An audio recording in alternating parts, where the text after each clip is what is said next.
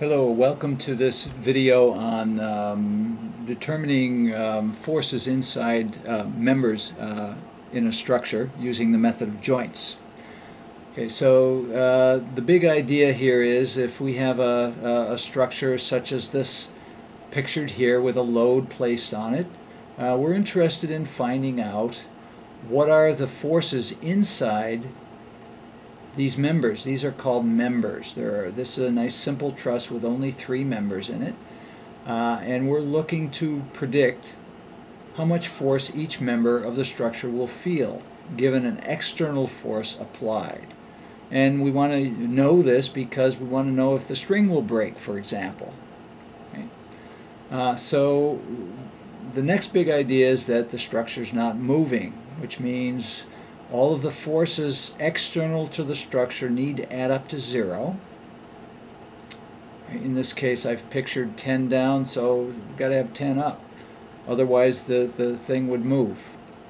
Also, if we were to isolate a joint, such as this right here, this is a joint, we know that all of the forces acting on that joint are in equilibrium. That is, the external forces as well as the forces inside these members. Okay? So inside the string and inside the leg here. These all add up to 0. Those are the big ideas. So let's get into this problem. Here we have a nice simple truss. We're going to apply a load vertically to the top joint of 30 pounds, and we want to know what are the forces inside these members. The steps are pretty simple. We need to model the structure, and I'll show you what that means in a minute. Basically just lay out the physical problem. We'll calculate the reactions. Those are the forces that are reacting to our load. And then we'll calculate the internal forces using the method of joints. Okay, so this is a typical free body diagram. It's a schematic of the truss. We've labeled the joints for reference purposes, A, B, C. The loads are as shown here. So we have a load of 30 pounds vertically down at C, and that causes reaction forces on the table here, like this, and we show the dimensions as well. It's often useful to also calculate the angles in these trusses, right, as we've done here. Okay, so the next step then is to figure out whether or not we have enough information to solve the problem. It's called determinacy. So first of all, what are the unknowns in the problem? Well, let's see. We have the force inside AC. We don't know what that is. We don't know the force in AB. We don't know the force in BC, and we don't know the reaction forces at A and B. Okay, so we have 5 unknowns. Now, using the method of joints, we can set up, knowing the big idea that at each joint nothing is moving. That is, the summation of forces in the vertical direction and the summation of forces in the horizontal direction both equal 0. Those are 2 equations we can set up at each joint. Okay, so that means with 2 equations at each of 3 joints, that means we've got 6 equations with only 5 unknowns. So we can solve this problem. So the first step here is to now find the reactions. And we're going to set up an XY axis here just for convenience. Okay. First of all, there are no external forces in the X direction because A and B are free to move horizontally. The only thing holding them is the string. There's nothing else.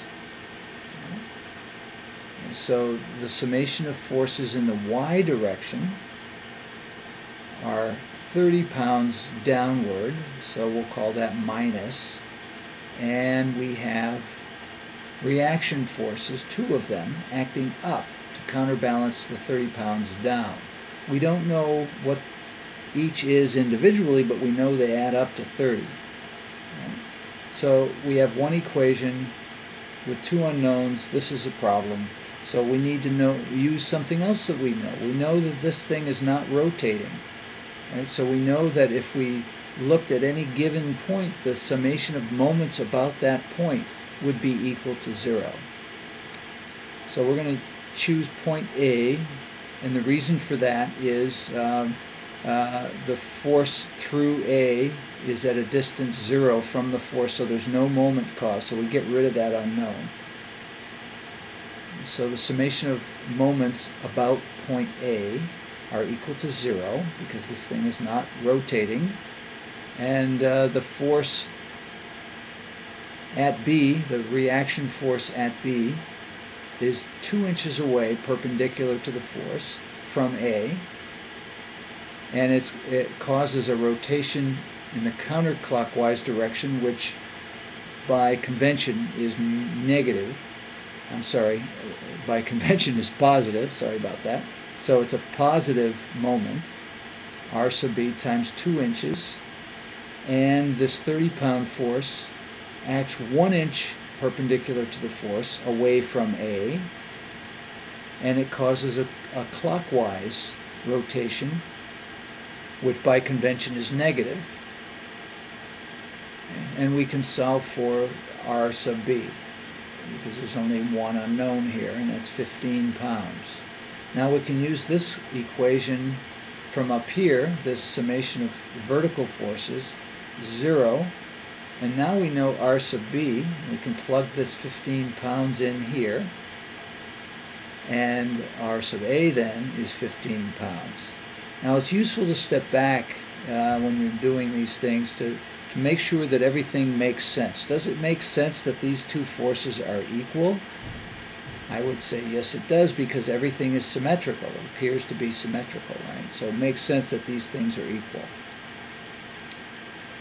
Okay, so now the next thing we need to do, because we have now modeled the structure with a free body diagram, we've determined that we can solve the problem, we've calculated the reaction forces. Now the last thing that we need to do is to use the method of joints to calculate the internal forces. So we will isolate a joint. We will convert all forces acting on that joint to vertical and horizontal components, and then we will solve the equations of equilibrium. Okay, so we're going to isolate joint A to begin.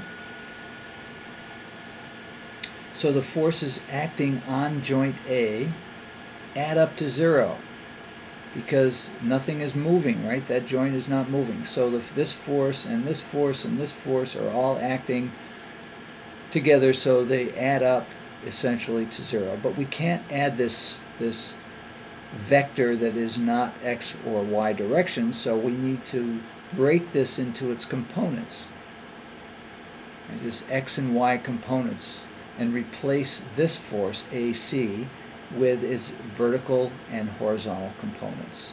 So just a little review with vectors. If we have a vector AC like this, we can convert that to its x and y components using the included angle here. It's a right triangle, and this vertical component is equal to the hypotenuse times the sine of that angle, and the horizontal component is equal to the hypotenuse times the cosine of that angle. Right? Okay, so now back to the problem. We know that the summation of vertical forces is equal to 0, and we only have 2 of them. We have 15 pounds acting up, and we have this vertical component of AC, and I'm assuming it's acting down. I'm just assuming that. I don't know, but I'm assuming that it is. So I'll assume it's acting down, so it's a negative. When I solve for that, it comes out to a plus 15. Now, the fact that it's a plus means that my assumption that it was acting downward was correct. Okay? So the vertical component of AC is equal to 15 pounds. So now what I want to know is what's the force AC? Well, I can solve for that because I know from that right triangle we just looked at that this is the relationship between the vertical component and the force. So if I solve for the force, that's 15.2 pounds. It's acting down, which means it's pushing toward the joint. That means it's in compression. So I'll indicate that with a big C. Now the summation of horizontal forces is equal to 0 as well. And I'm assuming that FAB, the force in AB, is acting away from, in the positive x direction from A. I'm just assuming that. And I know that AC is acting, pushing toward A, right? So that's a negative, the negative direction. So if I solve for F sub AB, I know that that's equal to 2.5 pounds. Okay? And I know that it's pulling away because this is positive, and I had assumed that it was positive, so therefore it's in tension.